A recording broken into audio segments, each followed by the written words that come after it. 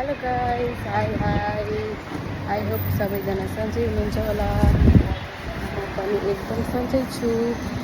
आज हामी घुम्न जान गएको। आज मेरो छुट्टी अनि हामी बुढाबुढी खै तर घुम्न जाँदैछौँ। एउटा मान्छेले लास्ट मिस गर्दैछु म त। पहिला सँगै घुम्न जान्थ्यौँ छुट्टीको बेला, आइज दिदी भनेर। आज त्यो मान्छे चाहिँ छैन मसँग, हामीसँग बुढाबुढी मात्रै छौँ। याद आइरहेछ लास्टै, तर के गर्नु, कहिलेकाहीँ माइन्ड फ्रेस गर्नुको लागि घुम्न जानु पनि पर्यो। घुम्न जाने 3 बजे भनेको 6 बजिसक्यो। कतारमा घाम यस्तो घाम छ, 7 बज्न लागिसक्यो, त्यही पनि घाम हेर्नु न उता, डुबेको छैन, घाम देखिरहेछ। अनि बुढाबुढी घुम्न जाँदै छुट्टीको बेला के गर्ने। अब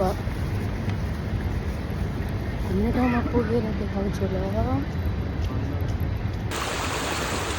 हेर यिनी मान्छेलाई।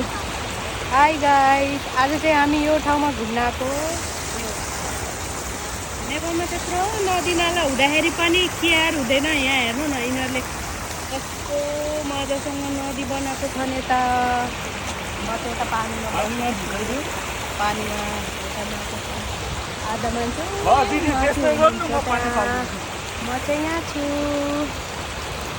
यस्तो शीतलो कतारमा यस्तो 40-45 डिग्रीको गर्मीको ठाउँमा पनि यहाँ आएको शीतलो फिलिङ कस्तो मजाको छ क्या। यहाँ पानी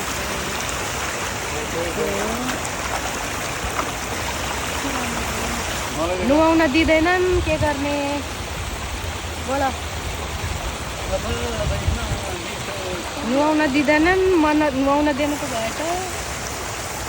यहाँ चुप्लिक लाउनुहुन्छ, तर के गर्ने, दिँदैनन्। भिडियो बनाउनु पर्यो। By by.